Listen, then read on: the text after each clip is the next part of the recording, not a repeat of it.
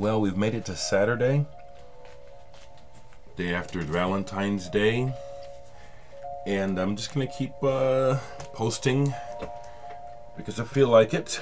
You know, I do everything by feel. I may stop, but right now I still feel like talking. In the background, we're listening to the piano artistry of Martha Argerich. I believe that's how you say her name. She's playing some Maurice Ravel. The woman's touch on piano is so distinct that I don't know all classical music, but when I hear her play, I can tell it's her. It's happened on more than one occasion where I was hearing music not in my collection, and I recognized her playing, and it was her. I want to start the video. I think I'll do this. I'll try to talk a little bit about music, and then I'll go into further thoughts before the video is over. I just have a few records out. I haven't received any VCLT this week.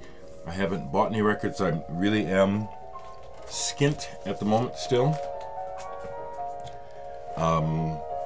My plan is to be able to parse my money out so I can eat, pay bills, pay my house insurance and my taxes every year. I'm going to stay solvent. Survival is where I'm thinking. I'm not thinking about buying a new car. I'm thinking about staying afloat. I need a new car. Yesterday was kind of a lazy day. All I did was practice for my show next week with Kleeman and my solo set, so I rehearsed yesterday. It's probably what I'll do today. But I have some records out, some I played, some I haven't. The one at the top of the pile is one that I pulled from my compilations crates because I want to refamiliarize myself with this. It's a crammed world. Crammed Discs is was a label out of Belgium, Brussels, that became familiar with in the 80s, 70s or 80s. But this is great. It's got tracks by Minimal Compact, Tuxedo Moon, Hector Zazu, B.I.K., Colin Newman, Susan Dahim and Richard Horowitz, Bel Canto, Carl Biscuit. That's a nice lineup. I mean, again, it's a sampler of songs from albums released on Cram Disc, but it's out to get played.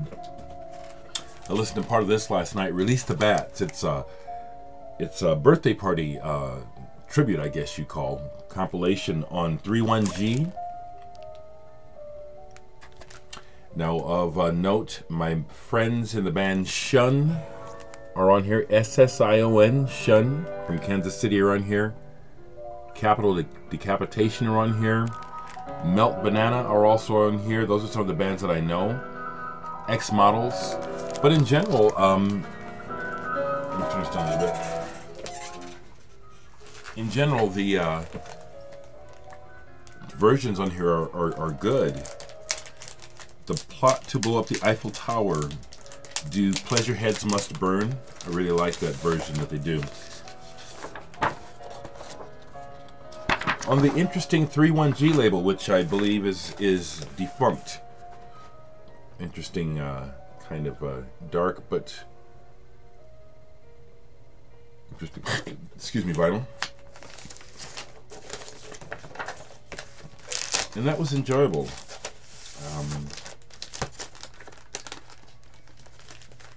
You know, I don't have a default music or style of music that I go to. I get the impression by people that like metal and certain types of pop music that their default is that type of music. Or that people that are really into funk and jazz, that their default music is funk or jazz. I don't have a default music. It's whatever is interesting to me at the time. Rice Music by Masami Tsuchiya. He had a band called Ipadu. Sakamoto, members of Japan, are on this album. It's a wonderful blend of the East-West thing. And this came out in '82. I think it's an excellent album. It's probably one that many of you have seen and passed up. Maybe you were put off by the picture of the man on the front looking very feminine. This is an excellent album. Excellent. This is not excellent, but it was enjoyable. Mahavishnu. John McLaughlin's gone through a lot of changes in his career, and this version of Mahavishnu features Mitch Foreman, Jonas Elborg, and Bill Evans, and Billy Cobham. And so this is one that, for my taste, I have to pick through because they do some really obvious commercial moves trying to make this album sell. To my ears, the obvious commercial moves are the ones that are the least interesting and make the albums terrible. So I always try to avoid those cuts and go for the real music, and there is real music on here. John McLaughlin always plays for real.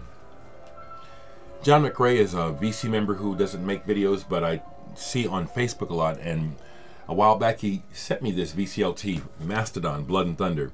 Played the whole album last night. I like Mastodon a lot. And it was fun to drop the needle on this. I do agree that they've gotten better than this. Crack the Sky is much better than this, but this is still good.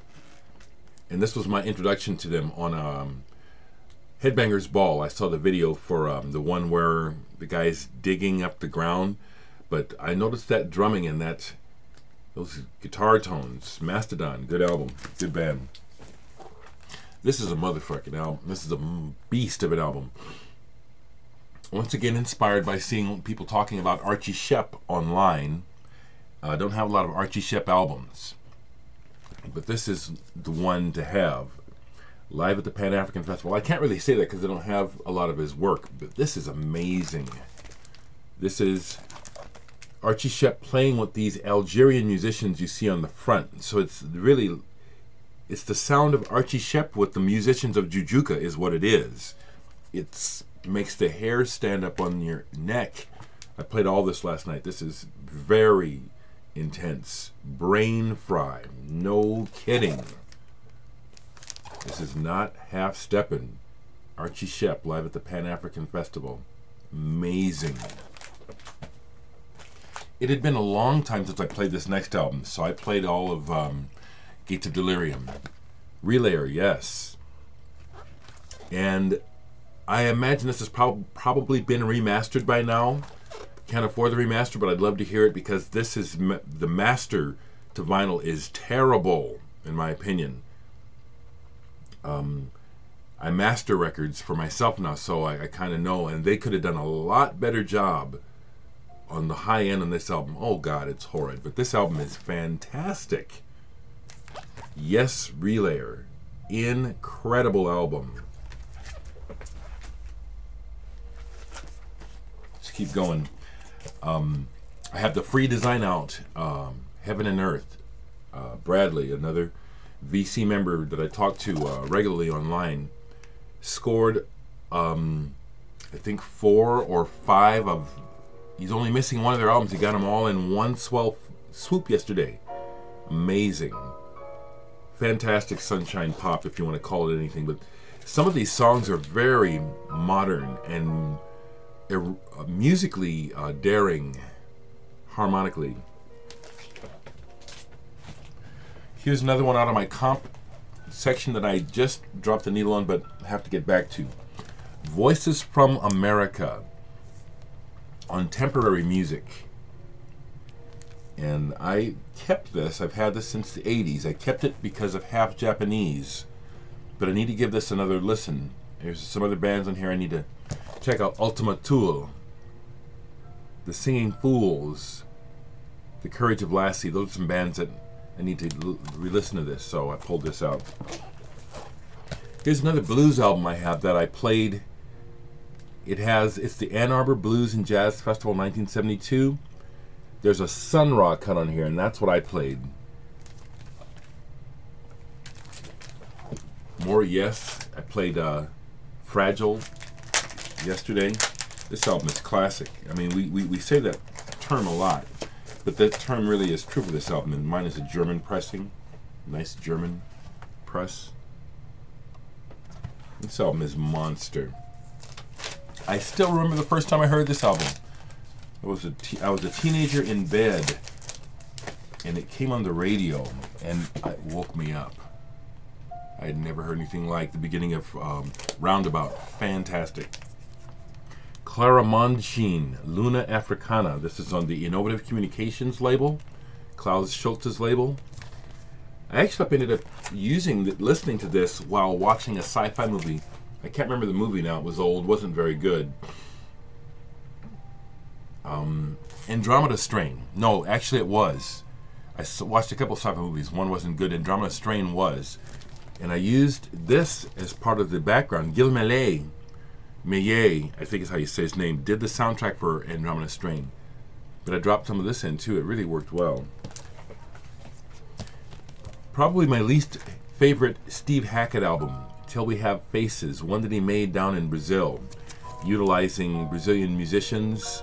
Some of this is it's just a bad idea. Steve plays wonderful, but sometimes artists have ideas, and to my mind, it's like, it's a nice idea, but what you did sucks. And this album, I think, is really weak as a result. And that's it. I've listened to Deleted Scenes again. As I say, Dan Sherman signed it for me, lives in Omaha now, and is a friend, and I really like his album. To wrap up, to talk about a few other things, I got a message from someone looking at one of my old videos that they requested I do a Jethro Tull video. And I'm not gonna, because my Jethro Tull, a couple of reasons. I do videos that I want to. I honor requests when I want to. I don't honor requests because I get them. Some requests I haven't honored. I don't want to. Jethro Tull is a band that I like. All my records by them are in the closet. But they have never been a band that inspires me to the degree that, say, early Genesis Peter Gabriel has. So when I think about the idea of making a video about Jethro Tull, it's not something I would do, so I probably won't be doing it. With Jethro Tull, good, yeah. I immediately think of Gentle Giant when I think of Jethro Tull, as thinking that's the band more deserving, and I've done a Gentle Giant video. Jethro Tull are deserving, but Gentle Giant are deserving of greater historical significance in my mind. Thank you folks for getting back at me regarding my video yesterday where I talked a bit about the whole through the lens, how we see things through lenses and we don't even realize it. I had a few folks apologize, and I appreciate it, about the Deftones comments. But thank you in general, because you get it. You get it. You seem to get that maybe you didn't realize you were seeing me through a lens that was, for lack of a better word, distorted. The idea that a person of my ethnic heritage would somehow be less interested or less savvy with any kind of music is a perception that is incorrect, wrong, damaging, and it lingers. And it's the one that I'm addressing. And thank you for speaking to me about it, because I think this needs to be, I want to try to do what I can to dispel it. The myth that a brown person is less than, less capable. This is a lie. This is so untrue. And this idea that somehow certain music, well, black people just won't get into it. That's again just a lie. And I want to dispel it. And thank you for responding, people, because those colonial perceptions, that's what I call them, those old colonial perceptions and distortions,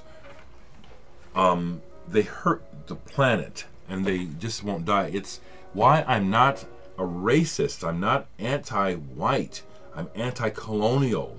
I'm anti the idea that won't die, that somehow this one race had the right to conquest the world, that they were privileged. This lingers today, and that's the basis for my discomfort with certain comments and perceived perceptions from others.